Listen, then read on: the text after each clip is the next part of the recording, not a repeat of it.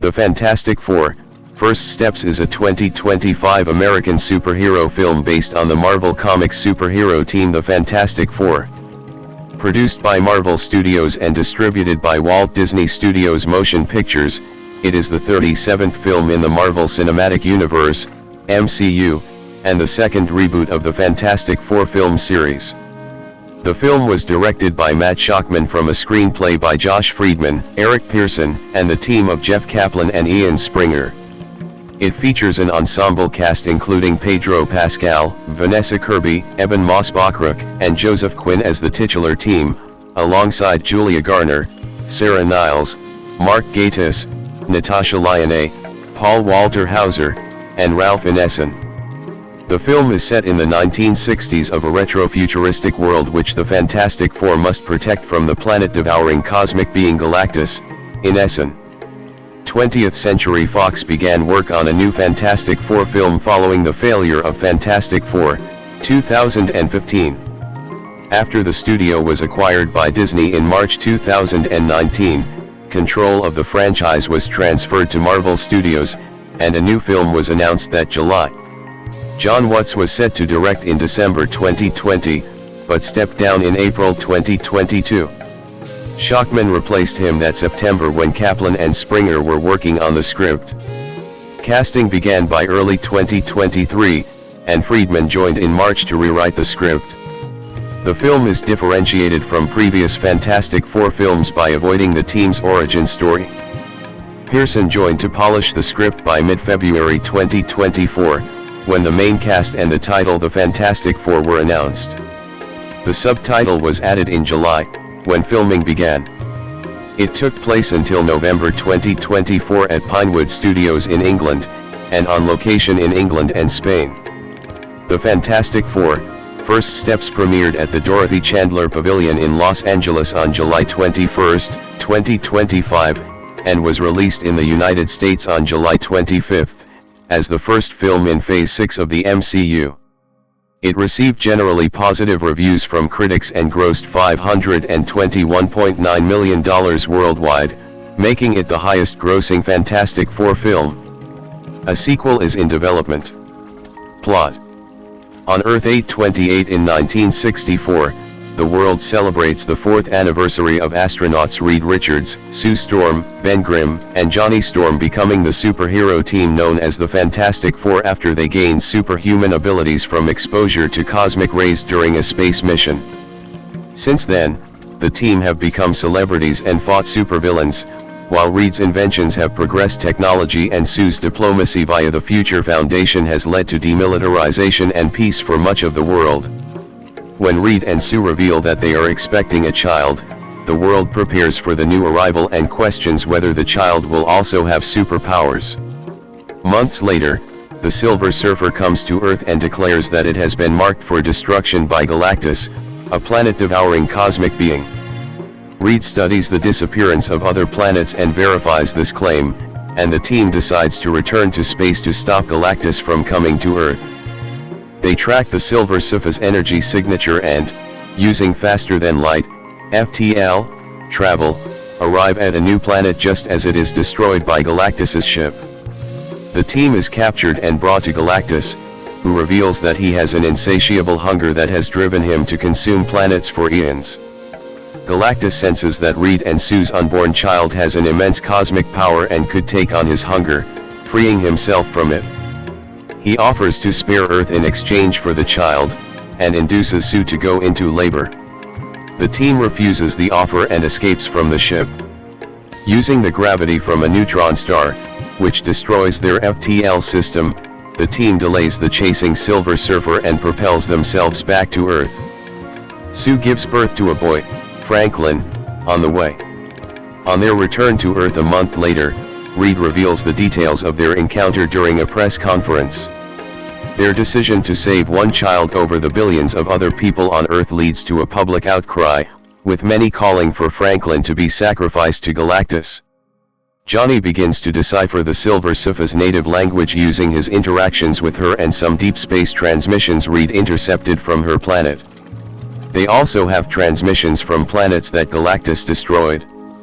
As Galactus draws near and protests against the Fantastic Four escalate, Sue takes Franklin to meet with protesters. She explains that they will not sacrifice their child, but they will also not give up on the rest of humanity, regaining public trust. Using a teleportation system that he has been working on, Reed devises a plan to build large teleportation bridges across Earth so they can transport the entire planet to another solar system where Galactus cannot reach them. Through the Future Foundation, Sue organizes the world's nations to build the bridges and conserve the energy needed to use them. As the bridges are being activated, the Silver Surfer returns and begins destroying them. Johnny stops her from destroying the last bridge in Times Square and reveals what he learned from the transmissions. Her name is Shalabal and she became Galactus's herald to spare her world, Zinla. Hearing transmissions from planets she helped destroy, Shalabal expresses remorse but refuses to help and flees. Using Franklin as bait, the team plans to lure Galactus to the last bridge and teleport him away. Sue negotiates with Harvey Elder to evacuate New York City's citizens to Subterranea, his underground city. Galactus makes his way through the city and captures Franklin, avoiding the trap. Sue uses all of her power to push him towards the portal with a force field while Reed rescues Franklin. Johnny attempts to sacrifice himself to give Galactus a final push into the portal, but is stopped by Shalabal. She pushes Galactus into the portal herself and it closes behind them. Sue dies from her efforts, but is revived by Franklin. The team later goes on a new mission as the world celebrates their 5th anniversary. In a mid-credits scene set 4 years later, Sue is reading to Franklin at home and goes to get a different book. She returns to see him interacting with a man in a green cloak who is holding a metal mask. Cast: Pedro Pascal, Vanessa Kirby, Joseph Quinn, and Eben Moss-Bachrach, clockwise from upper left, portray the eponymous team in the film. Pedro Pascal as Reed Richards/Mr. Fantastic. A highly intelligent scientist and the leader of the Fantastic Four who can stretch any part of his body to great lengths. 6/7 director Matt Shakman described Reed as the most scientifically intelligent person on the planet, and a combination of Steve Jobs, Albert Einstein, and Robert Moses. 7 Pascal said it was Reed's mind that was most important to him, rather than the character's physicality, and he considered the brilliance of an octopus when approaching the character. 8 He also noted that he drew inspiration from many of the iterations of Reed from the comics, as opposed to previous portrayals of the characters such as Ioan Gruffudd and Miles Teller in past Fantastic Four films, and John Krasinski in the Marvel Cinematic Universe, MCU, film Doctor Strange in the Multiverse of Madness, 2022. 9 Shakman said the character of Reed was the hardest to cast, but he found Pascal to be the best choice in part due to having a long-standing relationship working together in film. 10. Vanessa Kirby as Sue Storm/Invisible Woman. Reed's pregnant wife, Johnny's older sister, and a member of the Fantastic Four who can generate force fields and turn invisible. 6/11 She is the founder of the Future Foundation 12 which has achieved global demilitarization and peace. Shakman described Sue as the most emotionally intelligent person on the planet. Kirby enjoyed synthesizing the various comic portrayals of Sue into her version of the character, focusing on motherhood as the through line. The actress said she was obsessed with the comics run where Sue takes on the negative persona Malice, and she included elements of that version in her portrayal so Sue would not be the stereotype of a goody, sweet mother. 7. Eben Moss-Bachrach as Ben Grimm/The Thing. Reed's best friend, a former astronaut, and a member of the Fantastic Four whose skin has been transformed into a layer of orange rock, granting him superhuman strength and durability. 6/7 Moss-Bachrach found comparisons between Ben and his character Richie Jaramovic in the series The Bear, 2022, present, noting both were deeply loyal people and fighters with a fierce sense of code, morality, and family.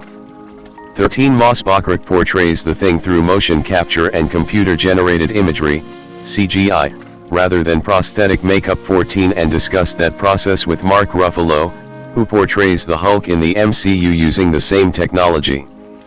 15 In addition to Moss Baccarat performing his scenes in a motion capture suit, some takes were refilmed with the actor using different body extensions or a stand-in wearing a life-sized thing costume to help the other actors reference the space that the character takes up. 7 Shockman consulted scientists and studied desert rocks to find the best reference for the thing's appearance. 16 A specific desert rock that matched his desired look for the thing, referred to as Jennifer, was also filmed on set as a lighting reference for the visual effects team. 17. Joseph Quinn as Johnny Storm/Human Torch. Sue's younger brother and a member of the Fantastic Four who can control fire and fly. 618 While Quinn was a fan of Chris Evans's portrayal of the character in the 20th Century Fox films Fantastic Four, 2005, and Fantastic Four, Rise of the Silver Surfer, 2007, he did not base his portrayal on Evans's. 19 Quinn and producer Kevin Feige discussed Johnny's womanizing in previous portrayals and concluded that this would not be considered sexy by modern audiences. Quinn wanted his version to be less callous with other people's feelings and more self-aware of his attention-seeking behavior, while still having a lot of bravado and humor. Shockman noted that Johnny is also smart and heroic, despite undercutting that with jokes. 7. Julia Garner as Shalabial/Silver Surfer. An alien from the utopian planet Zinla who agreed to become Galactus's metallic-skinned herald in exchange for him sparing her planet. She travels through space on a surfboard-like craft in search of planets for Galactus to feed on. 2021 Garner said there was a mysterious energy to the character and her relationship with Galactus. 22 She portrayed the Silver Surfer through motion capture. 23 Combining research on surfing poses with statuesque non-surf poses from the comics to have the character move elegantly, like a dance. 22. Sarah Niles as Lynn Nichols, the Chief of Staff of the Future Foundation. 12. Mark Gatiss as Ted Gilbert, the host of a popular talk show called The Ted Gilbert Show. 24. Natasha Lyonne as Rachel Rosman, a school teacher and Ben's love interest. 25 Commentators believed the character was named as a tribute to Rosalind Ross Goldstein, wife of Fantastic Four co-creator Jack Kirby. 26 27 28 29 Paul Walter Hauser as Harvey Elder/Mole Man, a former enemy turned ally of the Fantastic Four and the human ruler of Subterranea, an underground society whose inhabitants refer to themselves as Moloids. 30 31 32 Shockman compared Elder to a leader of a labor union with humanity and a focus on community and taking care of his people. 30. Ralph Ineson as Galactus, a gigantic cosmic being who consumes the life force of planets to satiate his endless hunger. 33 7 Galactus is the sole survivor of a dead universe that existed before the creation of Earth. 828. 21 Shockman called him a humongous, 14-billion-year-old, planet-devouring cosmic vampire. Ineson did not think Galactus was evil, calling him a god of sorts and a big, planet-eating guy, simply doing what a big, planet-eating guy does. The actor spent time ruminating at the top of tall buildings to prepare for the role. Feige loved the introduction of Galactus in the comics and had long wanted to use him. 34 Ineson stated that Galactus does not care about a planet's life since it's his food, only sparing them if there is something that interests him there. 30 Feige shared a clip of the character from the video game Fortnite Battle Royale, 2017, as a reference for how he should be portrayed. 35 The film uses a comic book accurate design, in contrast with the cloud-like design in Rise of the Silver Surfer. 34 Galactus's purple and blue armor was built for Ineson to wear, as it was important to Shockman that someone was embodying the part. 7 Ineson had a support crew to keep him cool between takes because of the armor, which was also intended to aid the motion capture process. 30. Additionally, Matthew Wood voices the Fantastic Four's robot companion Herbie, humanoid experimental robot B-type integrated electronics, who generally serves as Reed's assistant. 736 Shockman said Herbie is charming, adorable, slightly put upon, and invaluable to the team. 36 Ada Scott and several other babies portray Franklin Richards, the superpowered newborn son of Reed and Sue. 37-38 While Shockman's daughter Maisie appears as a child Johnny saves. 10 Alex Hyde-White, Rebecca Staub, Jay Underwood, and Michael Bailey Smith, who portrayed the eponymous team in the unreleased 1994 film The Fantastic Four, make cameo appearances. Hyde-White and Staub play television journalists, Underwood and Smith play power plant workers who salute Johnny, and all four appear together as civilians thanking the Fantastic Four. 31 Martin Dickinson and Greg Heist appear as Timely Comics employees who are creating comics when the Silver Surfer arrives in Times Square. They are references to Fantastic Four creators Stan Lee and Jack Kirby. 39-40 Robert Downey Jr. makes an uncredited cameo appearance in the mid-credits scene as Victor Von Doom/Dr. Doom. While his face is not seen, Vanessa Kirby confirmed that Downey filmed the scene during production of the film Avengers: Doomsday, 2026. 538. Production. Background. After the critical and commercial failure of 20th Century Fox's 2015 film Fantastic Four, co-written and directed by Josh Trank and based on the Marvel Comics superhero team The Fantastic Four, Fox began looking at new directions to take the franchise. Having also produced two earlier Fantastic Four films directed by Tim Story a decade prior, the studio did not want to just make another Fantastic Four film. 41 By June 2017, Seth Grahame-Smith was writing a new film that would shift focus to Franklin and Valeria Richards, the children of the original Fantastic Four leaders Reed Richards/Mr. Fantastic and Sue Storm/Invisible Woman. Taking inspiration from the comic book series Ultimate Fantastic Four, 2004 to 2009, the screenplay included original Fantastic Four members Ben Grimm/The Thing and Johnny Storm/Human Torch, and was described as kid-centric with a tone closer to the animated film The Incredibles, 2004, than Trank's darker film. 42 The basis of Grahame-Smith's screenplay came from a separate script that Carter Blanchard had written as an adaptation of the children's book Kindergarten Heroes by Mark Miller. Miller previously consulted with Fox on their Marvel-based films. 43 In July 2017, Noah Hawley, the creator of the Marvel television series Legion, 2017 to 2019, was hired to develop a separate film focused on Victor Von Doom/Dr. Doom, the Fantastic Four's primary antagonist in the comics and previous films. 41 The Walt Disney Company officially acquired 21st Century Fox in March 2019 and gained the film rights for the Marvel Comics characters that Fox controlled for its subsidiary Marvel Studios, including the Fantastic Four. 44-45 The Marvel-based films that Fox had been developing were placed on hold. 46. Development. Picture of producer Kevin Feige in 2019. Producer Kevin Feige at San Diego Comic-Con in July 2019, where he confirmed that development had begun. Marvel Studios president Kevin Feige confirmed in July 2019 that the company was developing a new Fantastic Four film for their shared universe, the Marvel Cinematic Universe, MCU. 47 Feige said he was excited about the characters and about bringing Marvel's first family up to the sort of platform and level they deserve. 48 Wanting them to take their rightful place within the pantheon of Marvel heroes and bring the importance they had in the comic books like those that had inspired the MCU, such as Jim Starlin's The Infinity Gauntlet, 1991, and Mark Miller's Civil War, 2006 to 2007, storylines, which included the Fantastic Four but whose MCU adaptations did not, because of the film rights issues at the time. 49 In December 2020, Feige announced that John Watts would direct the film after doing so for the first three MCU Spider-Man films, 2017 to 2021.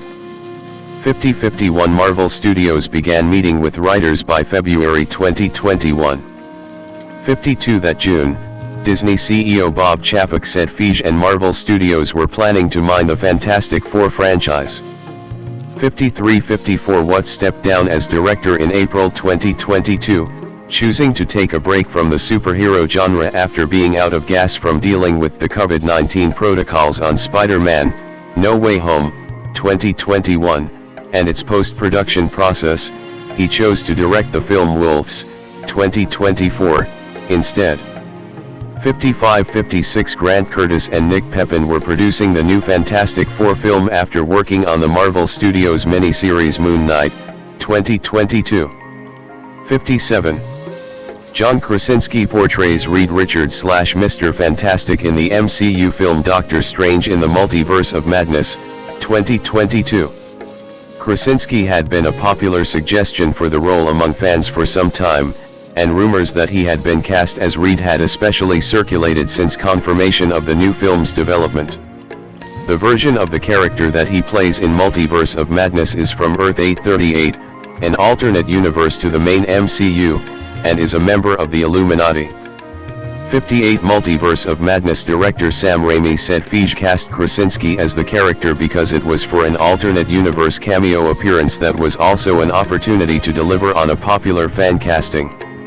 This led to speculation about whether Krasinski's role was a one-off or if he would return to star in the new Fantastic Four film. 59 Krasinski later said he appreciated the role, but there had been no discussions about him reprising it. 60. Marvel Studios was searching for a new director by June 2022, when the studio was not close to shortening their list of candidates. The list reportedly included high-profile filmmakers, and Feige was said to be looking for a director who could oversee the filming process without him needing to be on set, similar to Raimi. 61 At San Diego Comic-Con, SDCC, the next month, Feige announced that the film would be released on November 8, 2024, as the first film in Phase 6 of the MCU. 62 Filming was set to begin in 2023. 63 Matt Shakman was in early talks to direct by late August. 64 He and Michael Matthews were considered the finalists in a search that also considered Reed Carolyn. 65 Deadline Hollywood said Shakman was the person to beat given his familiarity with Feige after directing the Marvel Studios miniseries WandaVision, 2021. 64 Shakman's pitch to Marvel Studios involved telling a family-centric story of the Fantastic Four, with Reed and Sue becoming parents after they were well-known superheroes. Executives were convinced Shakman was the best choice after he showed a picture of him holding his newly born daughter in a meeting while negotiating. 10 Shakman subsequently exited a planned Star Trek film due to the schedule for Fantastic Four, 66 choosing to work on the latter because he did not want to pass up the opportunity and was excited by its focus on family, optimism, and technology. 67 Feige confirmed that Shakman would direct at Disney's D23 convention in September. 68 Jeff Kaplan and Ian Springer were writing the script with Feige for some time before Shakman's hiring. The four were set to align their visions for the film while Feige and Shakman began casting. 69 In October, the release date was pushed back to February 14, 2025. 70. Pre-production. Casting start and search during the 2023 labor strikes. Picture of director Matt Shakman in 2023. Matt Shakman was hired to direct the film by September 2022. Casting for the Fantastic Four began by February 2023, with a focus on casting the role of Sue Storm / Invisible Woman first. 71 72 73 Shakman said the casting process was the biggest challenge because they wanted to find actors who could convey the team's family dynamics.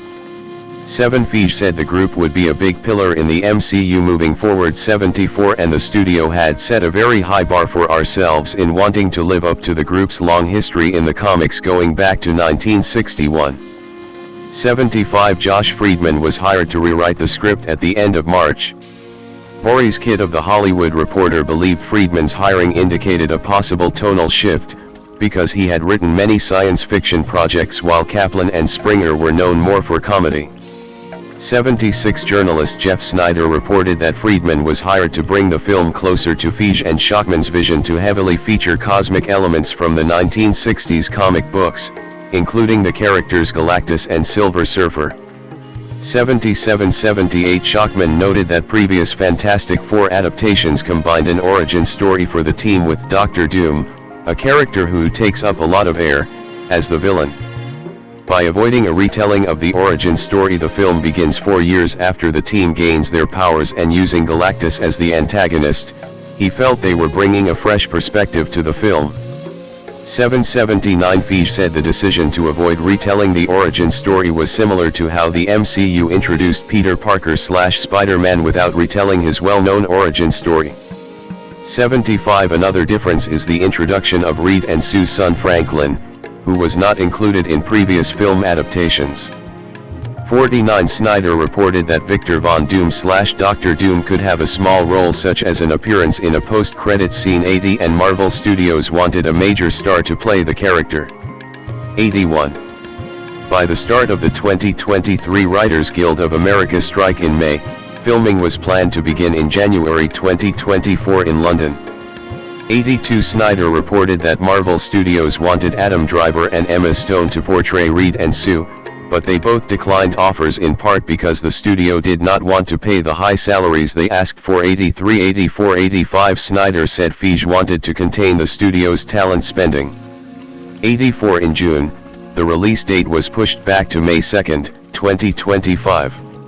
86 Before the start of the 2023 SAG-AFTRA strike in July, Marvel Studios held screen tests for Reed with several actors, including Christopher Abbott and Jamie Dornan, which Snyder said did not go very well. 84 The studio offered the role to Jake Gyllenhaal, who portrayed Quentin Beck / Mysterio in the MCU film Spider-Man: Far From Home, 2019, but he also asked for a salary that Marvel did not want to pay. 84 87 They were considering non-white actors for Reed, and Pedro Pascal became interested, though he would not engage in conversations during the strike. 84 In August, Evan Moss-Bachrach was offered the role of Ben Grimm / The Thing 14 after playing David Lieberman / Micro in the first season of the MCU television series The Punisher, 2017. 7 Marvel Studios was committed to casting a Jewish actor like Moss-Bachrach as The Thing, who is depicted as Jewish in the comics but was not portrayed by Jewish actors in the previous Fantastic Four films. 88-89 David Krumholtz met with Shockman about the role after campaigning for it online, but was unsuccessful. He began campaigning to portray the villain Harvey Elder / Mole Man instead. 90 Snyder reported that Marvel Studios was looking at Vanessa Kirby and Joseph Quinn to portray Sue and her brother Johnny Storm / Human Torch. 81-84 Nicholas Galitzine was also rumored to be portraying Johnny and had conversations about the role. 91 Marvel approached Matt Smith about portraying Reed, but that was not expected to work out, and they were instead looking for a bona fide movie star. 81 Tom Ellis was also asked to audition for the role. 92 A Latino actor was expected to be hired as Galactus. 81 In October 2023, Shockman said they planned to start filming in early 2024 at Pinewood Studios in England. 93 And the cast would be announced once the SAG-AFTRA strike ended. During the strikes, the crew worked on production design and early tests of the visual effects for the team's abilities. 93 Kasra Farahani returned as production designer from the Marvel Studios series Loki, 2021 to 2023, and Alexandra Byrne returned as costume designer from several MCU films. 94 The team's costumes are pale blue with white necklines, similar to designs introduced in the comics with Fantastic Four Volume 1 number 256, 1983, and those worn in Roger Corman's unreleased Fantastic Four film, 1994. 95 The filmmakers chose to embrace Jack Kirby's line design from the comics, and worked with the production designer to get more Kirby designs into shots and backgrounds, such as in Galactus's helmet. 49. Post-labor strikes and cast announcement. Following the conclusion of the actors' strike in November 2023, Pascal entered talks to portray Reed and was negotiating his schedule around other commitments. Marvel Studios was expected to make offers for the other lead roles soon after, having deemed it essential to find the actor for Reed first. 96 According to Shockman, Reed was the most difficult role to cast. 10 Moss Bachrach was the first actor officially cast in the film. 17 Quinn sought advice on the film from Pascal during the production of their film Gladiator 2, 2024, not knowing that Pascal was in talks to play Reed. 97 Pascal had not planned to take on such a role and said the film changed his plans in a very sudden way.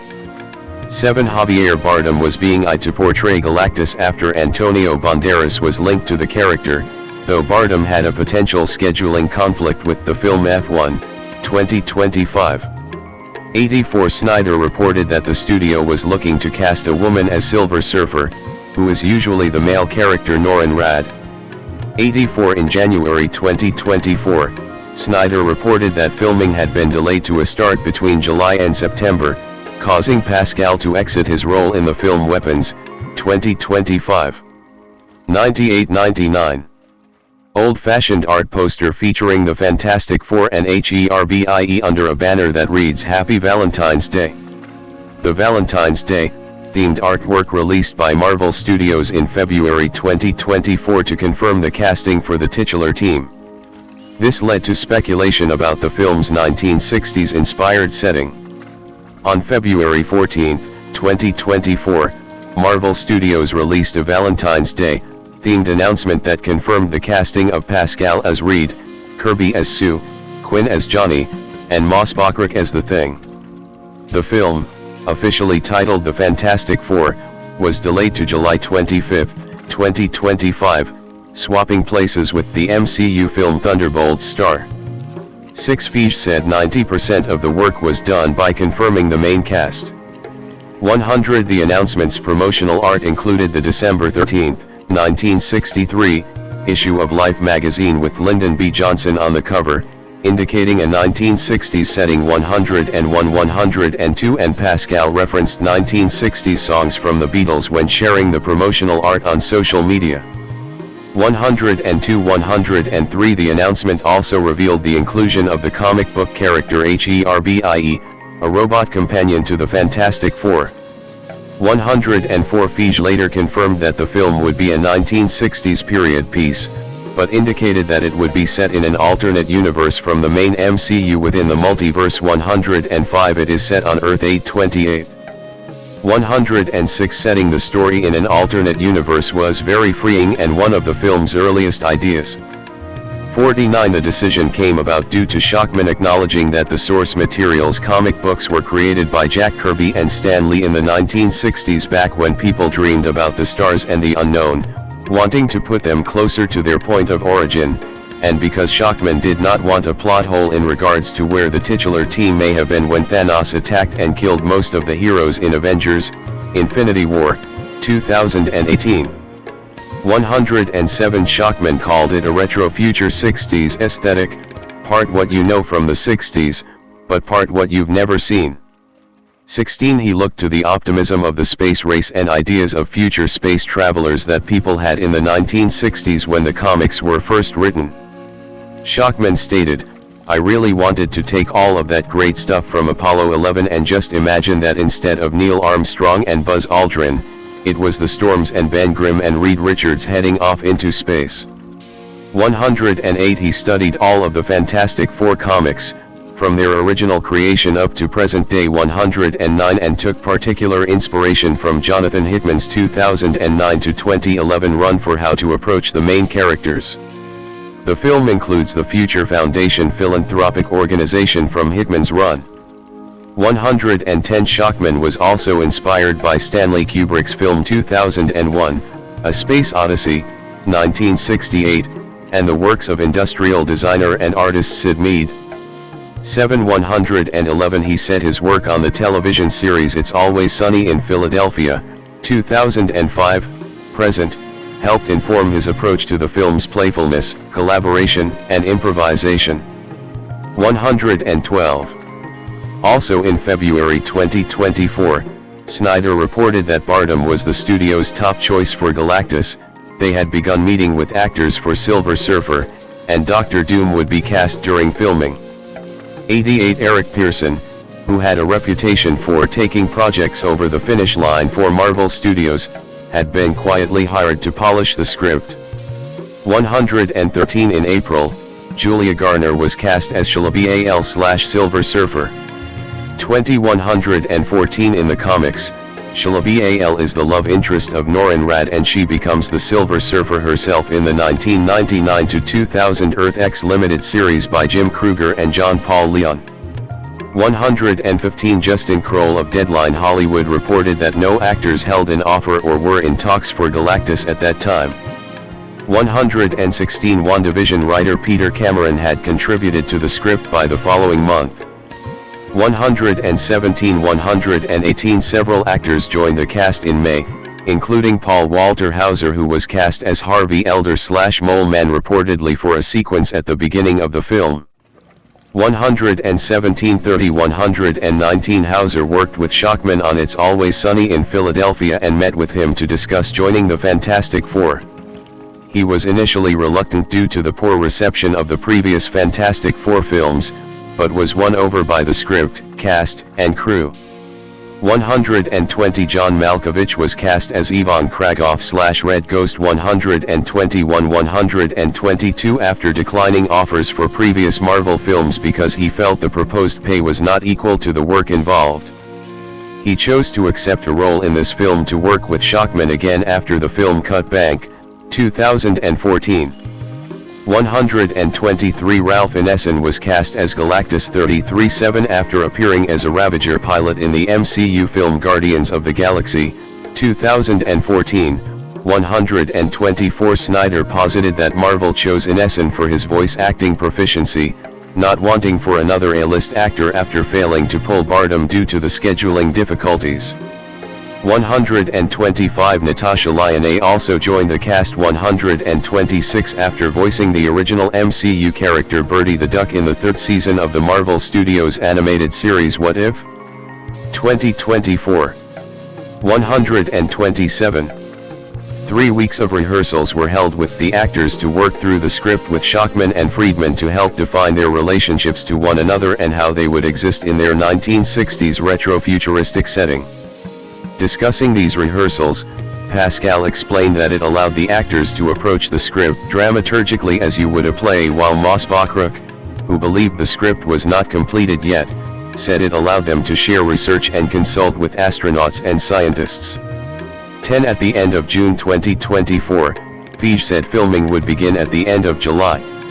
129 A few days of pre-filming occurred before SDCC in late July, capturing footage of an astronaut preparation area, The Thing as a contestant on a dating game show titled Let's Make a Match, and a children's science show hosted by Reed titled Fantastic Science with Mr. Fantastic. 108 At the convention, the film's new title was announced to be The Fantastic Four: First Steps. 130 The subtitle references the film's ideas of optimism and space exploration. 131 But Shockman said it also has additional meanings. This led to speculation about what those meanings could be. 131 Also at SDCC, the main cast were revealed to be reprising their roles in the MCU crossover films Avengers, Doomsday, 2026, and Avengers, Secret Wars, 2027, 15 and Robert Downey Jr. was announced to be portraying Doctor Doom in those two films. 130 Feige wanted Downey to return to the MCU, after he portrayed Tony Stark/Iron Man in the franchise from 2008 to 2019, and had discussed the actor taking on the role of Doom around a year before the SDCC announcement. 132 Snyder reported that Doom would be introduced in a post-credits scene at the end of First Steps ahead of Downey's appearances in the Avengers films. 125 Shockman said he knew about Downey's casting for a while before the announcement. 133 But he later said Dr. Doom was not a part of his film, and therefore not a part of his purview. 134 Feige later added that the events of First Steps would lead directly into the story of Doomsday. 135. Filming. Principal photography began on July 30, 2024. 136 at Pinewood Studios in Buckinghamshire, England. 93.7 under the working title Blue Moon. 137 The film was shot for IMAX 93. 138 With Jess Hall returning from WandaVision as cinematographer. 94 Filming was originally reported to be starting in 2023, 63, and then early 2024, before the strikes. 82. Shockman wanted the film to look as if it were made by Kubrick in 1965, including with its camera lens choices and general approach to filmmaking. 139 Second Unit Director of Photography Tim Worcester used his father's 16mm film camera for some sequences. 13 Practical sets and props were employed where possible. 139 The team's Baxter Building penthouse was a two-story contiguous set inspired by cozy mid-century modern California homes. 1013 Reed's Lab, inspired by 2001, A Space Odyssey. 13 is divided into three sections: a red room for research and inventions, a yellow room with blackboards for thinking, and a blue room with communications equipment for monitoring. A fictionalized version of New York's Yancey Street was built based on how the city's Jewish areas looked during the childhood of Fantastic Four co-creator Jack Kirby, including kosher grocery stores and a synagogue. 7 Pinewood's entire backlit was used for the film's Times Square set.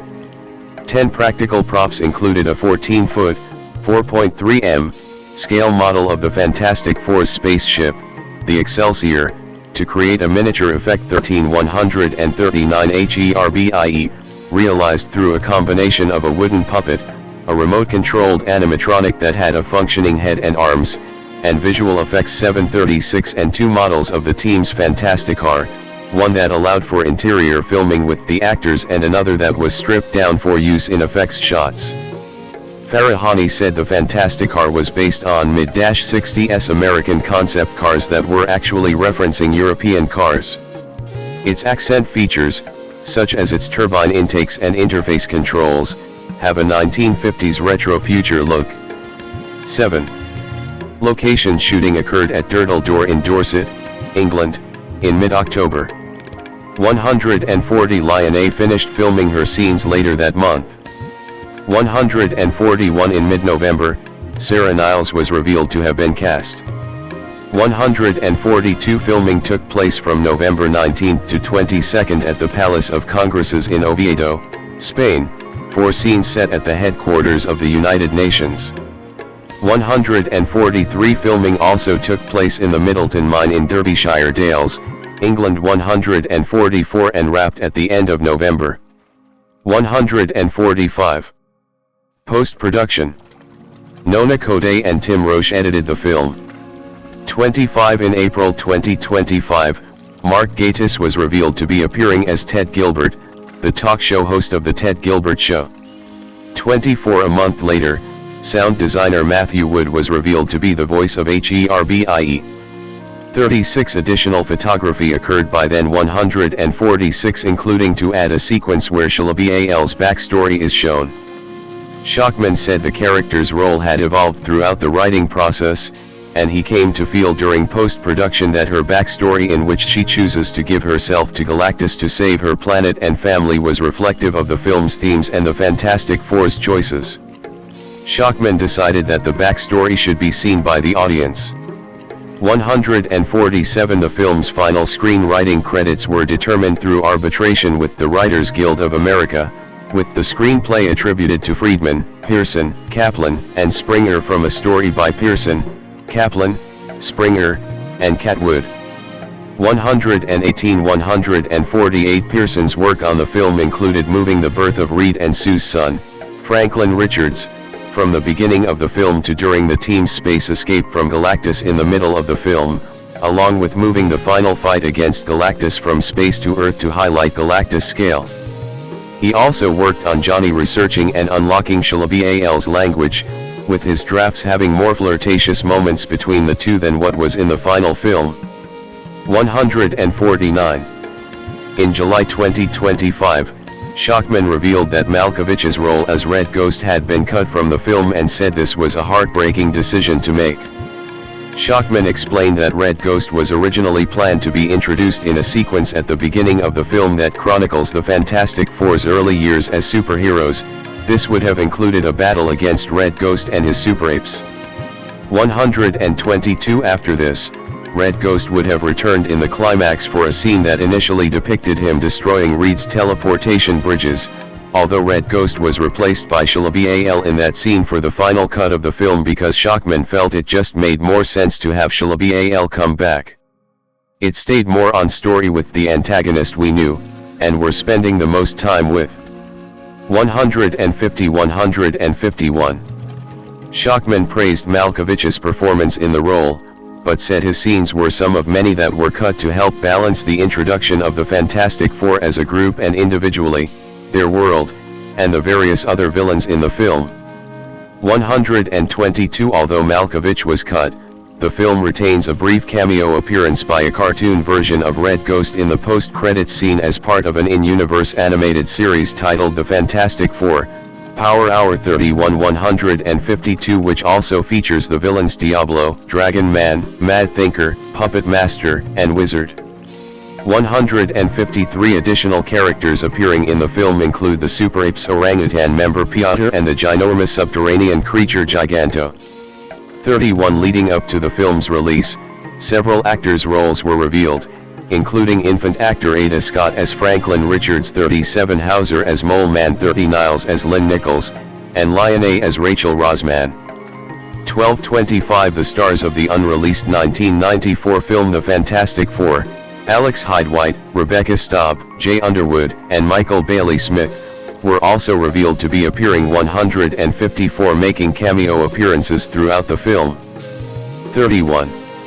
The film's mid-credits scene introduces Downey as Doctor Doom and was filmed by Doomsday directors Anthony and Joe Russo during the production of that film. 155 38 Shockman said the Russos visited the sets for first steps during its production and watched scenes from the film, as they wanted to familiarize themselves with the Fantastic Four and the other characters so they could treat them well, do right by them in Doomsday. 155 The film ends with a quote from Jack Kirby 2629 and the reveal that the universe designation of 828 was based on his birthday, August 28, 1917. 2631 The film is dedicated to producer Jamie Christopher, who died during pre-production, and Shockman's mother Inez. 156 Scott Stockbeek was the visual effects supervisor, with visual effects provided by Industrial Light and Magic, ILM, Framestore, Sony Pictures Imageworks, Digital Domain, Rise FX, and Weta FX. 157 There were 2015 visual effect shots in the final cut of the film, 158 of which Framestore worked on 417 and Digital Domain on 400. 159 160 ILM worked on the scenes featuring Galactus. 158 Framestore worked on scenes such as the destruction of planet LHS-275 by Galactus's world ship and the Silver Surfer chase sequence, the latter featuring a neutron star that was based on the film's 2001, A Space Odyssey, 1968, and Interstellar, 2014. 159 Imageworks worked on the scenes featuring the Silver Surfer. 158 Digital Domain worked on the scenes featuring HERBIE and Franklin. 160 and the others collaborated on the remaining scenes in the film. Much of the New York City shots had buildings built after the 1960s replaced with retro-futuristic buildings.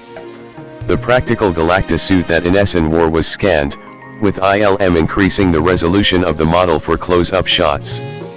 158 Additionally, ILM, Framestore, and Digital Domain worked on different scenes featuring the Thing. 158 159 160 with Digital Domain also creating 9 different life-sized Thing costumes. 160. Music. Main article, The Fantastic Four, First Steps, Soundtrack. Michael Giacchino was announced to be composing the score in July 2024, after scoring various MCU projects, and his music for the Fantastic Four and Galactus was previewed during a drone show at SDCC that month. 161 His main Fantastic Four theme was played in full at the D23 convention in August during a Music of Marvel Studios panel that Giacchino moderated. 162 And at the Hollywood Bowl later that month as part of Marvel Studios' Infinity Saga concert experience. Mike Rowe of The Rap called the theme a jaunty vibe that blends a dreamy sense with future-looking heroic optimism, along with elements that echo the sounds you might expect from a film featuring, say, a space launch. He likened it to the score of the MCU film Ant-Man, 2015. 163 The theme was released as a digital download single from Hollywood Records and Marvel Music on June 5, 2025, and was made available as a 7-inch vinyl along with Let Us Be Devoured, written and performed by Andrea Datzman, on July 25. 164 Giacchino's full score was released digitally on July 18, 2025. 165. Marketing. On April 4, 2024, known as 4 Day, Marvel Studios released a teaser poster featuring the Human Torch creating the Fantastic Four symbol. A link was included that led to a 404 error page featuring HERBIE, with an embedded QR code leading to a Future Foundation-themed page with a list of Fantastic Four comics to read on Marvel Unlimited. 166 Fantastic Four Volume 1 Number 1, 1961, the team's first appearance, Fantastic Four Volume 1 #4850, 1966, known as the Galactus Trilogy and featuring the first appearances of Galactus and Silver Surfer, and Fantastic Four, Life Story Number 1, 2021, which is set in the 1960s. 167 Following a screening of the MCU film Deadpool and Wolverine at SDCC on July 25, a drone show over Petco Park included images of Galactus and the Fantastic Four logo, teasing announcements at Marvel Studios' Hall H panel 2 nights later. 168 169 That panel featured Shockman and the main cast, revealed the full title, showed a teaser reel, and had the film's futuristic fantastic car float across the stage. 15 Shockman explained that the teaser reel featured pre-filming footage combined with pre-visualizations and animatics that were created during development. 108 The footage was presented in an old-timey 4:3 aspect ratio. 170 Further footage was shown at D23 Brazil in November. 171. The first teaser trailer was released on February 4, 2025. Pascal, Kirby, Quinn, and Moss Bachrach appeared at a fan event at the U.S. Space and Rocket Center in Huntsville, Alabama, which is known as Rocket City, to launch the teaser. 172 Leading up to this, a short teaser for the first teaser was released featuring children running to a television that displays Fantastic Four imagery. Vulture's Jesse David Fox noted a stock sound effect used for the children's laughter, wondering if it was an intentional indication of something or if the footage had just been rushed. 173 Kotaku's Zach Svizin likened the widely used sound effect, which had originally been recorded for the film Indiana Jones and the Temple of Doom, 1984, to the Wilhelm scream sound effect. He was confused why it was used twice in such a short clip. 174 Discussing the full teaser, Ben Travis at Empire said the film was on the right track, appreciating the tone, style, and different references to the comics. 175 Several commentators noted that all of the Fantastic Four's powers are seen except for Reed's stretching abilities. 175 176 177 A scene of the Thing cooking with HERBIE was highlighted by commentators who compared it to Moss Bachrach's role as Chef Richie Jaramovic in the series The Bear, 2022, present. 178 179 95 The teaser was viewed 202 million times in its first 24 hours, the third best for a Marvel Studios trailer after those for Deadpool and Wolverine, 365M, and 2021 Spider-Man, No Way Home, 355M. It became the top trending video on YouTube, and a live stream of the teaser's launch became Marvel's most viewed ever. 180. Alongside the teaser, Marvel also released several posters featuring the tagline "Prepare for launch." 181. One of these was criticized by some who believed it was created with artificial intelligence, AI, pointing to a woman's face seemingly being used multiple times and hands that appear to have the wrong number of fingers. Marvel denied that AI was used. 182. 183. And other commentators suggested these issues could be the result of poor photoshopping. 184. IMAX screenings for the MCU film Captain America: Brave New World, released later in February, featured a First Steps themed countdown. 185. Footage was shown at the 2025 Cinemacon, which gave a first look at Garna Silver Surfer and revealed that Sue and Reed are expecting a child in the film. 186. 187. Sydney Bucksbaum at Entertainment Weekly said Sue being pregnant gave new meaning to the film's title. 188. When the subtitle was originally announced, Jenna Anderson at comicbook.com theorized First Steps could refer to the first steps of a child, indicating the film would see the introduction of either of Reed and Sue's children, Franklin and Valeria Richards. Both were not seen in the previous Fantastic Four films. 131. The Cinemacon footage was not released online, despite speculation that a full trailer could be released on April 4, 2025. Instead, a new retro-styled poster featuring silhouettes of the Fantastic Four was released on that day alongside an Empire feature that revealed new details about the film. 189. 190. The Cinemacon footage was subsequently released as a trailer on April 17. 11. Michael Kripe at IGN said the trailer had more action than the teaser, including a first look at Reed's stretching abilities. 191. Commentators also noted the focus on Garna Silver Surfer. 191. 192. 193. A commercial for the Little Caesars pizza chain, directed by Farahani and released in June, features an homage to the first Fantastic Four comic book issue in which the team fights Giganto. 194. Also in June, Feige promoted the film at Cine Europe as part of a wider Disney presentation. A new trailer for the film was shown. 135. Fantastic Four themed games were added to Topgolf locations in conjunction with the film's release. 195. AMC Theaters released a limited edition popcorn bucket of Galactus to promote the film. The container can hold 9 liters, 2.37 gallons, of popcorn and earned a Guinness World Record for the largest popcorn container commercially available. 196. 197. Release. Theatrical.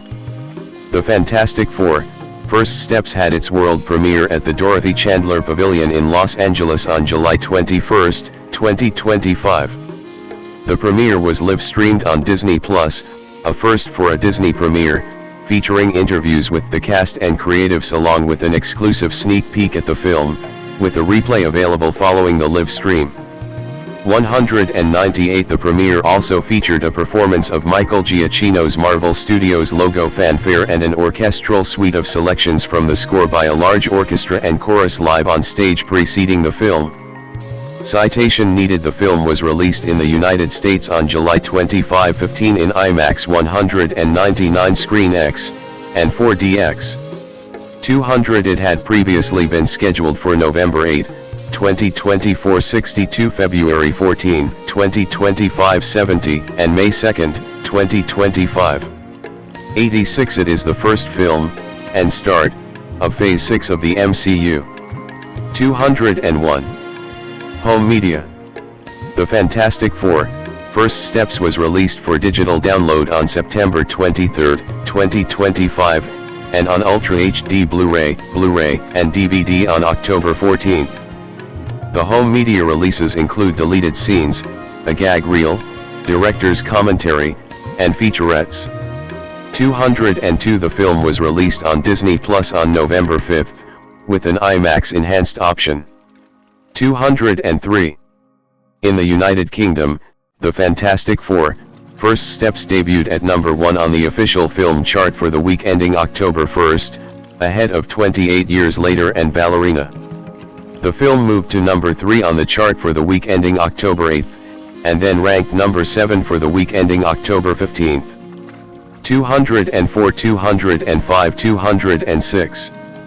In the United States, The Fantastic Four: First Steps topped Fandango at Home's weekly digital sales and rental chart for the week ending September 28th, following its premium digital release on September 23rd. 207. It reached number 1 on iTunes as well. 208. The film again ranked number 1 on Fandango at Home's top 10 titles for the week ending October 5th. It subsequently remained in the service's top 10 up until the week ending November 23rd. 209. On physical media, The Fantastic Four: First Steps was the top-selling title on Circana's video scan chart for October 2025 and ranked 6th in November. 210, 211. The film ranked 10th on the top-selling titles on disc, DVD and Blu-ray combined, of 2025. It recorded a sales index of 34.95 relative to the year's top-selling title. Blu-ray formats accounted for 71% of total unit sales, including a 37% share from 4K Ultra HD.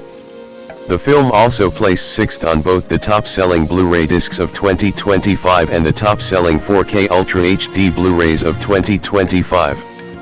212. Analytics company Samba TV, which gathers viewership data from certain smart TVs and content providers, reported that The Fantastic Four: First Steps attracted 439,000 U.S. households during its first 6 days on PVOD. 213. Nielsen Media Research, which records streaming viewership on U.S. television screens, calculated that the film was streamed for 556 million minutes from November 3 to 9th, making it the third most streamed film that week. 214. In the following week, from November 10 to 16th, the film accumulated 344 million streaming minutes, placing 7th for that period. 215, 216. Reception. Box office. The Fantastic Four: First Steps grossed $274.3 million in the United States and Canada, and $247.6 million in other territories, for a worldwide total of $521.9 million. 3-4. On July 22, 2025, the film was projected to make $100 to $110 million at the domestic box office, with an additional $90 to $100 million overseas for a total of $190 to $210 million during its opening weekend. 217. The film made $24.4 million in Thursday night previews, the biggest preview box office of 2025, surpassing that of Superman, which had been released 2 weeks earlier. 218, 219. It collected $57 million on its first day, ranking below a Minecraft movie as the second highest opening day for a 2025 film. 220. It ended up debuting to $117.6 million at the domestic box office, below that of Superman 221, 222, and a total of $216.7 million globally. 223, 224, 219. The film dropped 80% on its second Friday, the second biggest Friday-to-Friday drop for any comic book movie in 2025, behind Captain America: Brave New World, earning $11.7 million. 225. The Fantastic Four: First Steps retained the top spot at the US/Canadian box office in its second weekend, but it declined by 66% with a gross of $38.7 million. 226, 227, 228. Likewise, it remained at number 1 for 2 consecutive weekends in the United Kingdom and Ireland, grossing £3 million, $4.1 million, in its second week and bringing its cumulative total to £15.3 million, $20.4 million, in those markets. 229. During its third weekend, the film fell to third place, grossing $15.8 million behind Freakier Friday and Weapons.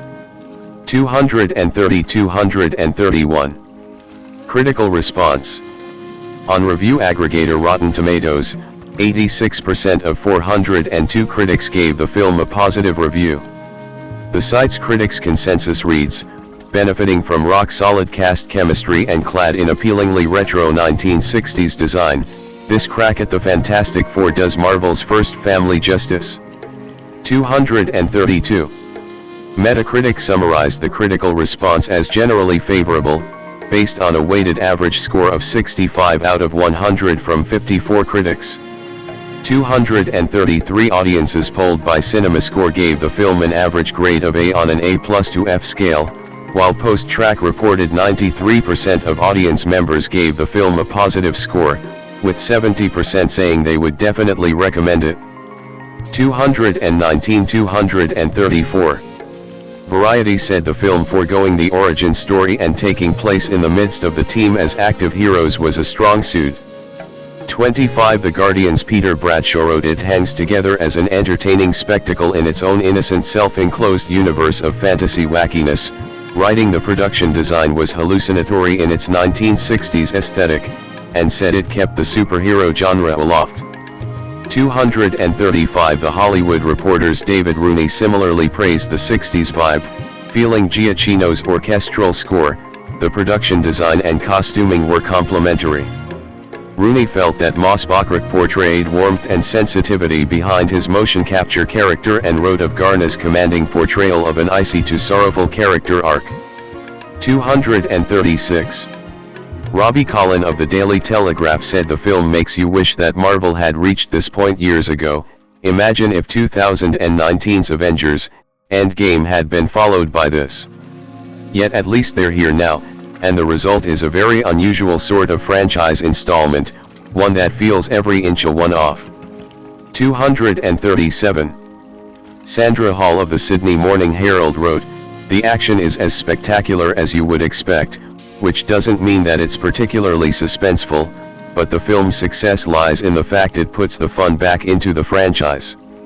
238. Esther Zuckerman of Bloomberg News was more critical, writing, "While Superman felt bracingly modern with the political sentiments to boot, the Fantastic Four has a halo of cobwebs it can't quite shake off." 239. Live Suditajanjanvala praised the cast performances, but said the film was competent at best, a reboot with cosmic ambition that barely attains liftoff. 240. The Australian Stephen Romay praised the opening sequence but criticised the film's dialogue, concluding, "The superhero movie franchise has its ups and downs. This one is definitely on the downside." Jose Pedro Pascal, Spanish, Xosepo Almasi Pacal, born April 2, 1975, is a Chilean and American actor. Known for his portrayals of parental figures, he has starred in television series and blockbuster films. His accolades include an Actor Award, in addition to nominations for a Golden Globe Award and 4 Primetime Emmy Awards. Time magazine named him one of the 100 most influential people in the world in 2023. 1. After nearly 2 decades of taking small roles on stage and television, Pascal's breakout roles came as Oberyn Martell in the 4th season of the HBO fantasy series Game of Thrones, 2014, and as Javier Pina in the Netflix crime series Narcos, 2015 to 2017. He achieved international stardom for his leading roles as Din Djarin in the Disney Plus science fiction series The Mandalorian, 2019 to 2023, and Joel Miller in the HBO post-apocalyptic drama series The Last of Us, 2023, present, earning him a reputation for portraying adoptive father figures. His performance in The Last of Us earned him numerous accolades, including a SAG Award for Outstanding Male Actor in a Drama Series. In film, Pascal gained further recognition for starring in Wonder Woman 1984, 2020, Gladiator 2, 2024, Materialists and the Fantastic Four, First Steps, both 2025. His other films include The Great Wall, 2016, Kingsman, The Golden Circle, 2017, The Equalizer 2, 2018, and Triple Frontier, 2019. He also provided voice work for the animated film The Wild Robot, 2024. On stage, Pascal has appeared in various theater productions. He made his Broadway debut as Edmund in a 2019 adaptation of King Lear. Early life. José Pedro Balmaceda Pascal was born on April 2, 1975, in Santiago, Chile to Veronica Pascal Urrutia, 1953-2000, a child psychologist, and José Balmaceda Riera, 1948, a reproductive endocrinologist. 345 Pascal has an older sister, film and television producer Javiera Balmaceda, a younger sister, actress Lux, and a younger brother. 6, 7, 8, 9, 10 His paternal grandmother, Juanita, was born in Palma de Mallorca, Spain. 311. Pascal is related to the aristocratic Allende and Balmaceda family. 4-5 Pascal is the great-nephew of Laura Allende, a politician, and sister of Salvador Allende, President of Chile, and the second cousin of Denise Pascal, a Socialist Party politician, and Andrés Pascal Allende, a sociologist, former Secretary General of the Movement of the Revolutionary Left and prominent member of the Chilean Resistance and Solidarity Movement. 1213. 2 years before Pascal's birth, the democratically elected socialist government of President Salvador Allende was overthrown by General Augusto Pinochet, leading to the country becoming a military dictatorship. 14 Both of Pascal's parents were listed as enemies of the state by the Pinochet regime, and the family eventually fled Chile when he was 9 months old. 14 After seeking refuge in the Venezuelan embassy in Santiago for 6 months. 14. The family later received political asylum in Denmark. 1516 Before settling in the United States, where Pascal was raised in San Antonio, Texas. 17 Until they relocated to Orange County, California, when he was 11 years old. 16 By the time he was 8 years old, his family regularly visited Chile to see his 34 cousins. 18 His parents returned to Chile in 1995 after his father Dr. José P. Balmaceda was accused of stealing fertility patients' eggs and embryos and implanting them in other women without their knowledge and consent. 19. He pursued acting at the Orange County School of the Arts and graduated in 1993, before attending New York University's Tisch School of the Arts, where he graduated in 1997. 1620 After his mother's death, he began using his maternal surname professionally as a tribute to her and because he felt that Americans had difficulty pronouncing his paternal surname, Balmaceda. 18. Career. 1999 to 2013, early work. My vision of it was that if I didn't have some major exposure by the time I was 29 years old, it was over, so I was constantly readjusting what it meant to commit my life to this profession, and giving up the idea of it looking like I thought it would when I was a kid. There were so many good reasons to let that delusion go. Pascal on his aspirations as an actor early in his career. 21. Early in his career, Pascal appeared in several television series, including Buffy the Vampire Slayer, NYPD Blue, The Good Wife, Nurse Jackie, and Homeland. 22 Pascal experienced hard times during that point in his career.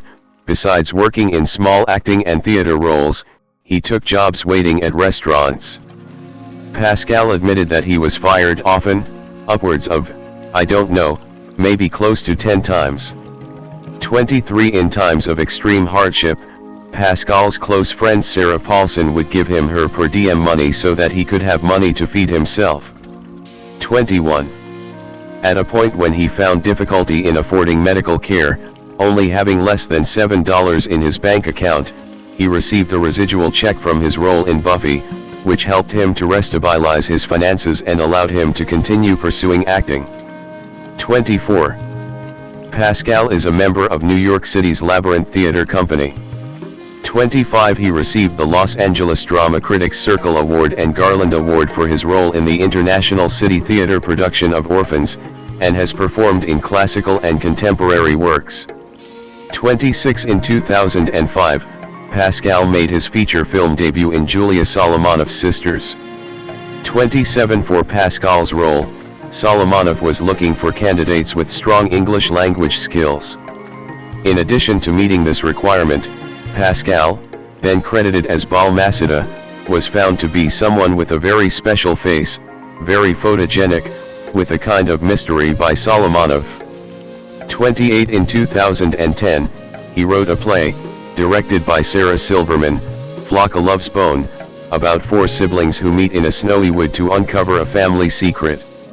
29 Also in 2010, Pascal made his directorial debut with Killing Play, written by David Ainzuolo, at Rattlestick Playwrights Theater. 30 He also directed Underneath Me Bed and Yosemite There. 32 He was cast in the pilot for the 2011 Wonder Woman television adaptation as Ed Indelicato, Wonder Woman's liaison to the LAPD, but the show was not picked up. 34 2014 to 2018, Breakthrough and Rise to Fame. Pascal at the 2014 San Diego Comic-Con. In 2014, Pascal portrayed the character Oberyn Martell in the 4th season of HBO's critically acclaimed television series Game of Thrones. 35 The season aired from April 6 to June 15, 2014, and Pascal's performance as the passionate and vengeful Dornish prince garnered significant praise from both critics and audiences, with numerous publications, including CNET 36, The Mary Sue 37, Time 38 and Esquire naming Martell as one of the best characters in the show. 39 The Los Angeles Times praised him as a sex symbol in the role, calling it the real tipping point in his career.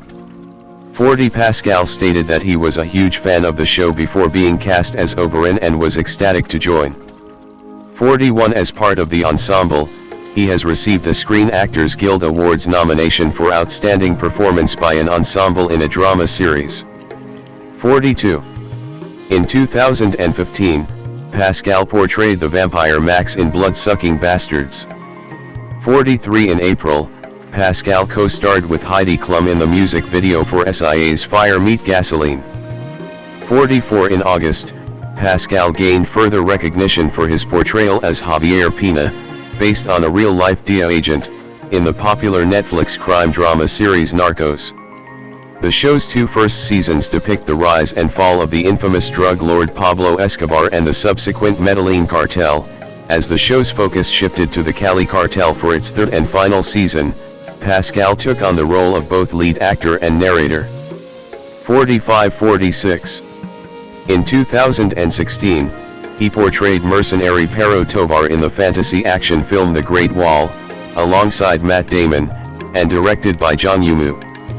47 Set against the backdrop of the Great Wall of China, the film follows European mercenaries who become embroiled in a battle against ancient creatures threatening humanity. Despite the film's visually stunning production and ambitious scope, it received mixed reviews for its narrative and character development. 48 Filmed on location in Qingdao, China. 49 Pascal has voiced his admiration for Zhang, whom he had been a fan of during his youth. 50 Pascal at the 2017 San Diego Comic-Con. In 2017, Pascal portrayed the charismatic and skilled operative within the Statesman organization, Jack Daniels, also known as Agent Whiskey, in Matthew Vaughn's Kingsman: The Golden Circle. 51 Writing for Collider, Chris Sasage called his character one cool cowboy, observing his genuine love for getting into a cutthroat brawl, and praising the playful side that comes so easily to Pascal, which isn't lost in playing Whiskey, turning him into a worthy new character to stand beside the Kingsman agents.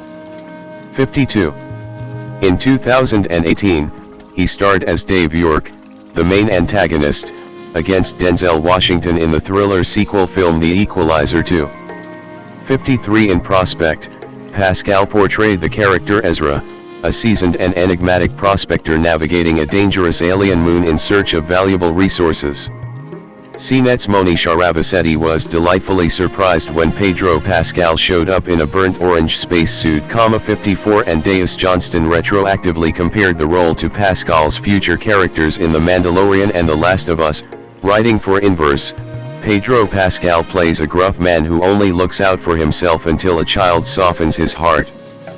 55 in If Beale Street Could Talk, directed by Barry Jenkins and based on James Baldwin's 1974 novel, Pascal made a cameo appearance as Pietro Alvarez, a frivolous yet crucial character who ultimately reveals a compassionate and empathetic side.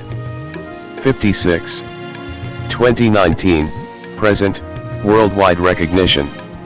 In February 2019, Pascal made his Broadway debut in an adaptation of King Lear with Glenda Jackson and Ruth Wilson, where he took on the role of Edmund, the cunning and ambitious illegitimate son of the Earl of Gloucester.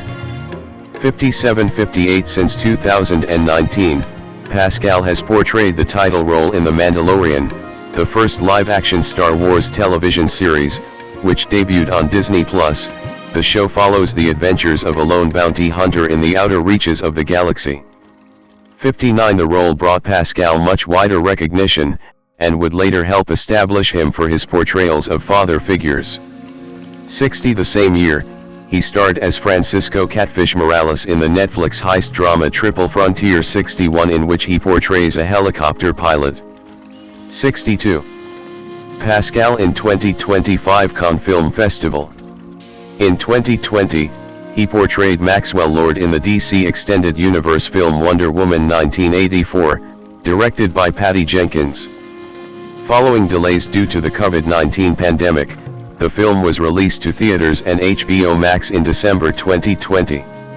63-64 The Guardian's Peter Bradshaw called Pascal's character a version of Norman Vincent Peale, the positive-thinking guru who was such an influence on Presidents Nixon and Trump. 65 The New York Times and the BBC both thought that Pascal was miscast for the role. 66-67 In the film We Can Be Heroes, he played Marcus Moreno.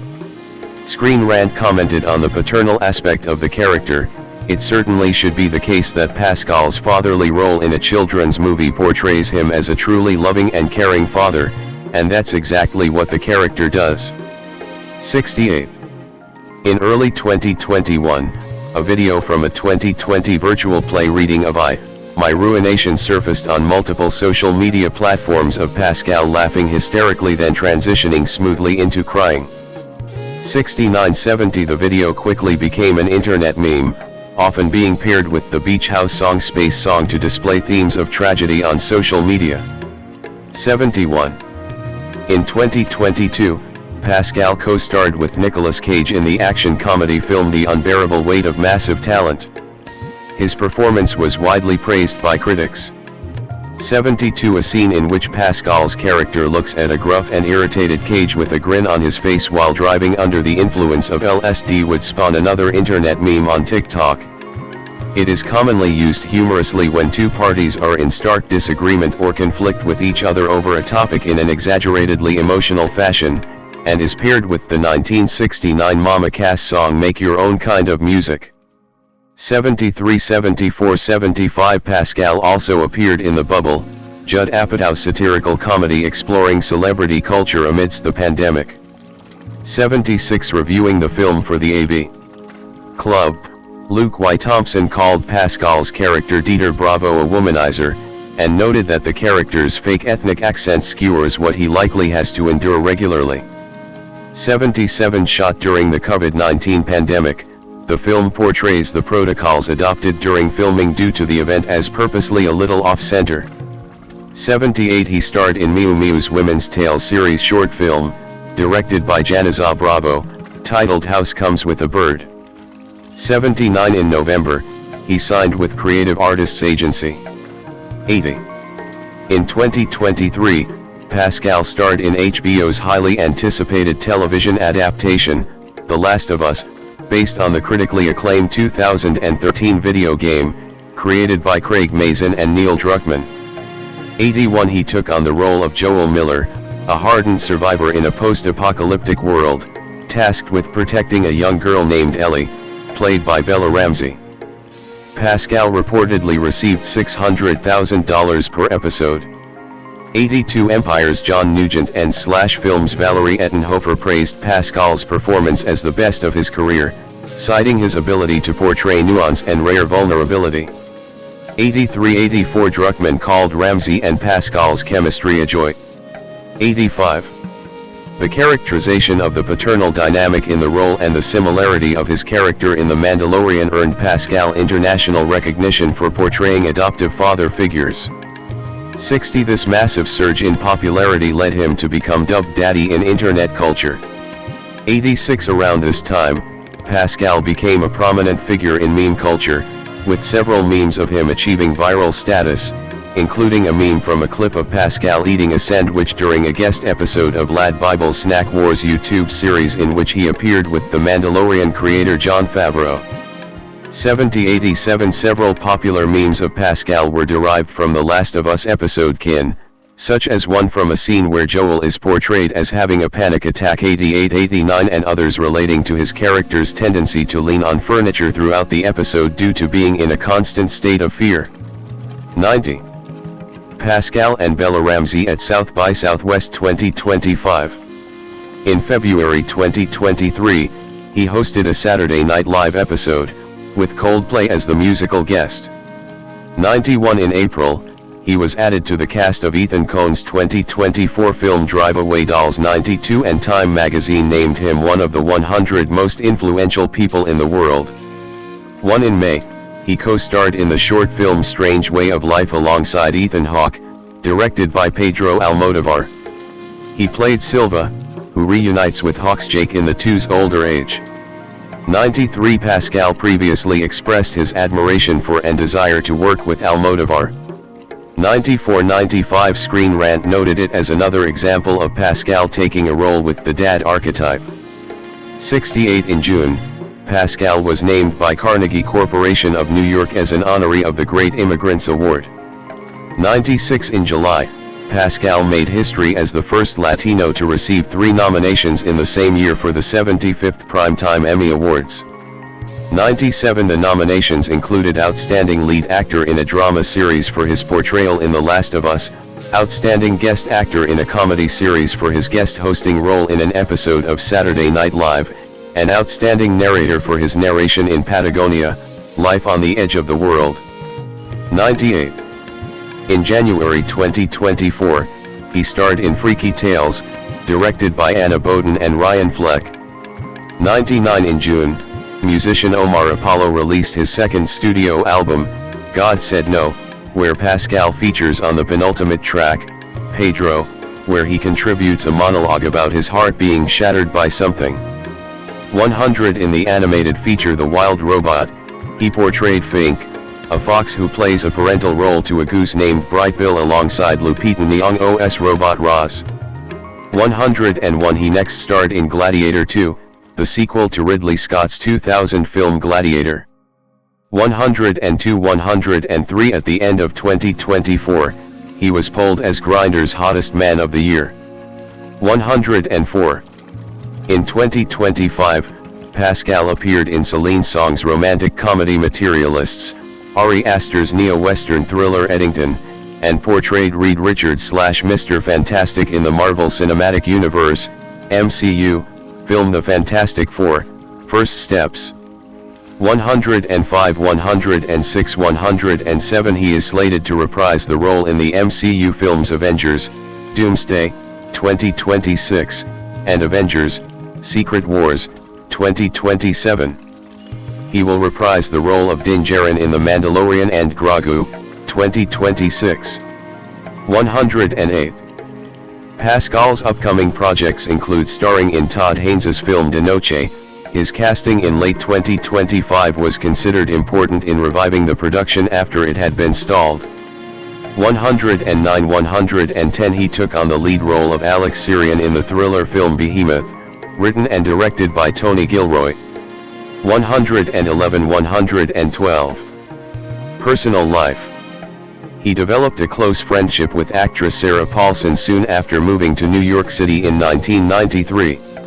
16 113 Pascal is also close friends with Oscar Isaac, as the two actors met while appearing in a 2005 off-Broadway production of Beauty of the Father. 115 Isaac and Pascal would later appear together in the 2019 film Triple Frontier. 116 While filming The Last of Us, he became close friends with Bella Ramsey, calling himself and Ramsey linked souls. 117 Pascal has generally kept his romantic life private and has never publicly confirmed any romantic relationship. He has explained his decision by saying, "I just know that personal relationships are such a complex thing to navigate even without having this enormous lens on them."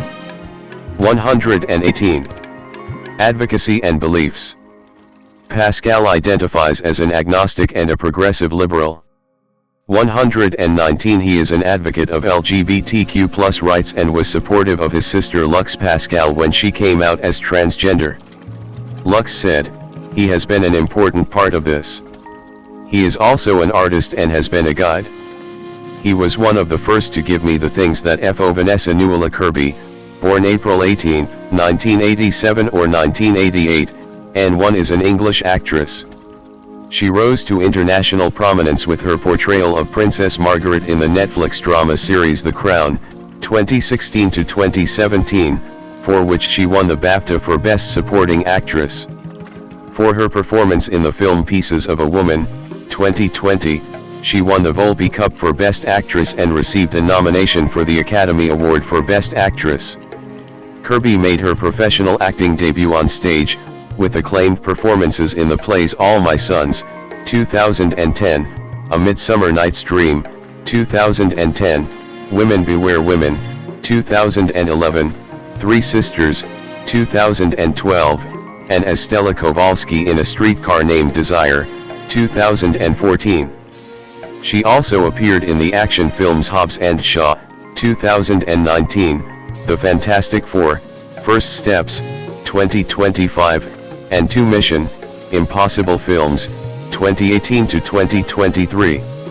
Kirby portrayed Empress Josephine in the historical drama Napoleon, 2023. Early life. Kirby was raised in Wimbledon, London.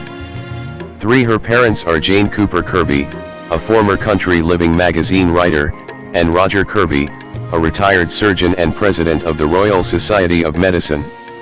3. She has 2 siblings, Joe, a school teacher, and Juliet, a theatrical agent. 4. After attending Lady Eleanor Hollis School and being turned down by the London Academy of Music and Dramatic Art, LAMDA, Kirby took a gap year to travel and work in an AIDS hospice in South Africa. 5. She then studied English at the University of Exeter. 4. Career. 2010 to 2014, stage debut and early works. Kirby signed to a talent agency and met the theater director David Thacker, who gave her 3 starring roles in 2010 at the Octagon Theatre Bolton, All My Sons, Ghosts, and A Midsummer Night's Dream. 6. For All My Sons, she won the BIZA Rising Star Award at the Manchester Evening News Theatre Awards, worth £5,000. She also starred as Rosalind in As You Like It at the West Yorkshire Playhouse in Leeds. Alfred Hickling of The Guardian described her as a significant new talent, and stated, "Kirby gives a performance of statuesque distinction as Helena." 7. In 2011, Kirby appeared at the National Theatre in Women Beware Women, directed by Marianne Elliott, alongside Harriet Walter and Harry Melling. 8. She also appeared in the play The Acid Test by Anya Rice at the Royal Court Theatre, directed by Simon Godwin. For her performance, Kirby earning praise from Paul Taylor of The Independent, who described her as a star if ever I saw one. 9. That same year, Kirby made her television debut in 2 BBC series, The Hour 10 and as Estella in Great Expectations. 11. Kirby filmed the British crime movie The Rise in early 2012. The film premiered at the Toronto International Film Festival to favorable reviews. She played Masha in the stage production by Benedict Andrews of Three Sisters at the Young Vic in September 2012, earning good reviews. Matt Truman of Time Out wrote, "In a supercast given license to shine, Kirby stands out as Masha. 12. In 2013, Kirby returned to the Royal National Theatre to play the Queen of England Isabella of France in Edward II opposite John Heffernan. Michael Billington for The Guardian said that Kirby delivers a strong performance. 13. Kirby had a supporting role in Richard Kiddis's romantic comedy film About Time, starring Rachel McAdams. 14. She appeared in the American film Charlie Countryman, and in one episode of the British TV series Agatha Christie's Poirot.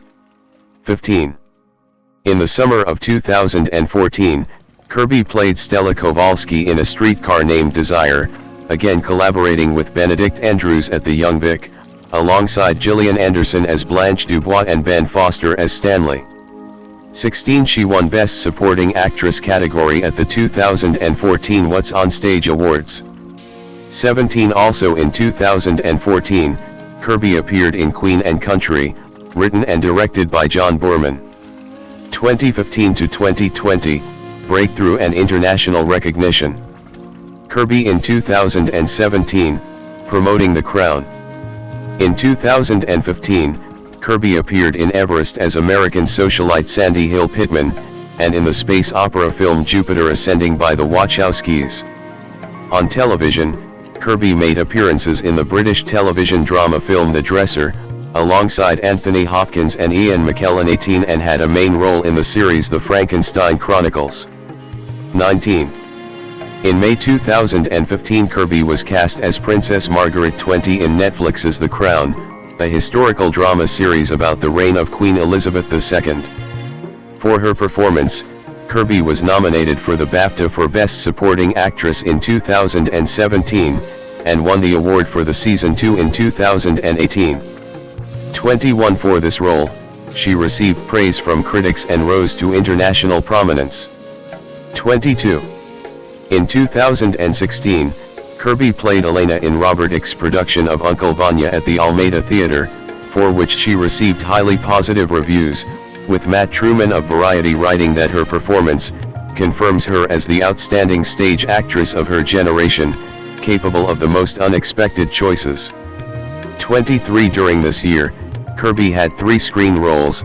She played Zelda Fitzgerald in Genius, she played the leading role in the sci-fi film Kill Command, and featured in the romantic drama film Me Before You. Kirby during an interview for the promotion of Mission Impossible Fallout. In 2018, Kirby returned to the stage and played the title character in Polly Stenham's Julie, an adaptation of August Strindberg's Miss Julie, at the Royal National Theatre. On the big screen, she starred in 2 action franchise films, Mission Impossible Fallout, 2018, opposite Tom Cruise, and Fast and Furious, Hobbs and Shaw, 2019, alongside Dwayne Johnson and Jason Statham. For her role in Hobbs and Shaw, Camberly Campbell thought that Vanessa Kirby steals the show with wry wit and casual lethality. 24. Kirby also appeared in the biopic Mr. Jones, who loosely tells the story of Gareth Jones. The film was directed by Agnieszka Holland and competed for the Golden Bear at the 69th Berlin International Film Festival. 25. During 2019, Kirby was cast in the French thriller Suddenly, Soudain Souls, alongside Jake Gyllenhaal, but following a disagreement between the director Thomas Bydgain and Gyllenhaal, the film was rewritten and recast. 26. The same year, Kirby was one of the favorites for the role of Black Canary in Birds of Prey, but the role went to Jurnee Smollett. 27. In 2020, Kirby portrayed Martha, a grief-stricken woman, in Cornel Mundruczyk's Pieces of a Woman, a film revolving around the trauma and grief surrounding baby loss. 28-29. The film received positive reviews, with Kirby garnering critical acclaim. 30-31. Peter DeBrugge wrote for Variety that, "This is ultimately Kirby's movie, as the stage marvel, delivers her most impressive screen performance to date." 32. David Fear from Rolling Stone called her performance transcendent. 33. Kirby won the Volpe Cup for Best Actress at the 2020 Venice Film Festival, where the film premiered. 34-35. She went on to receive various nominations, notably for the Academy Award 36, the Golden Globe, the BAFTA Award, and the Screen Actors Guild Award. Also at the 77th Venice International Film Festival, Kirby promoted The World to Come, directed by Mona Fastvold and also starring Catherine Waterston. The film won the Queer Lion Award for Best LGBTQ-themed film during the festival. 37 In his review for The Guardian, Zan Brooks note that, Kirby gives a fine, charismatic turn as the free-spirited Tolly. 38 For The Independent, Clarice Luffrey said, Kirby's performance is thrillingly, seductively, alive. 39. 2021, present, independent films and blockbusters. In 2021, Kirby co-founded, with her sister Juliette, the London-based production company Aluna Entertainment 40, which has a first-look deal with Netflix. 41 The same year, she played the leading role in the drama film Italian Studies. 42 David Fear from Rolling Stones wrote that Kirby delivers a completely raw, guileless, ego-less performance. 43. Between 2021 and 2023, Kirby was one of the hosts of the True Spies podcast, alongside Haley Atwell, Sophia DiMartino, and Daisy Ridley. 44-45 In 2022, she appeared in the drama film The Sun with Hugh Jackman. 46 Which had its world premiere at the 79th Venice International Film Festival. Despite mixed reviews from critics, the performances of Jackman and Kirby were praised. Clayton Davis, for Variety, said, Kirby is reinventing the will of acting with a masterfully executed physical portrayal. 47. She replaced Jodie Comer as Empress Josephine de Beauharnais, Napoleon Bonaparte's first wife. 48 In the historical drama film Napoleon, 2023, with Joaquin Phoenix in the title role, and directed by Ridley Scott. 49 Kirby also reprised her role of Alana Mitsopali's, alias the White Widow, in Mission Impossible, Dead Reckoning Part 1, 2023. In February 2024, Kirby was cast as Sue Storm/Invisible Woman in the Marvel Cinematic Universe film The Fantastic Four, First Steps, which was released on July 25, 2025. 50 She will reprise the role in Avengers, Doomsday, 2026, and Avengers, Secret Wars, 2027. 51. In March 2024, it was announced that Kirby would be playing Lynette, the leading role in the Netflix adaptation of The Night Always Comes based on the Willie V. Lawton novel. 52 Filming took place in Portland during spring 2024. 53. Personal life. From 2015 to 2019, Kirby was in a relationship with English actor Callum Turner. 54 Since 2022, she has been in a relationship with Paul Rabil, an American former professional lacrosse player, co-founder, and president of Premier Lacrosse League. 55 During CCXP Mexico in May 2025, Kirby and Rabil revealed that the couple were expecting their first child. 56-57 On September 7, 2025, Kirby announced that she had given birth to her and Rabil's first child. Evan Che Mosbachruk/Evan M.S. Beckreich/ born March 19, 1977, is an American actor. He is known for his role as restaurant manager Richie Jaramovic in the comedy-drama series The Bear, 2022, present, for which he was twice awarded the Primetime Emmy Award for Outstanding Supporting Actor in a Comedy Series in addition to 2 Golden Globe Award nominations. Mosbachruk has also had major television roles on Girls, 2014 to 2017, and NOS4A2, 2019 to 2020, and appeared in the first season of Ender, 2022. In the Marvel Cinematic Universe, he portrayed David Micro Lieberman in the first season of The Punisher, 2017, and starred as Ben Grimm / The Thing in the film The Fantastic Four, First Steps, 2025, and is set to reprise the role in Avengers, Doomsday, 2026. Early life and education. Evan Mosbachruk was born on March 19, 1977. 1 In New York City. 2 His parents ran a music school in Springfield, Massachusetts. His middle name of Che was given to him by his parents after the famous Argentinian leader and revolutionary Che Guevara. 3 His father was born in Germany to Jewish American parents. 4 Moss Bachrach attended high school at Amherst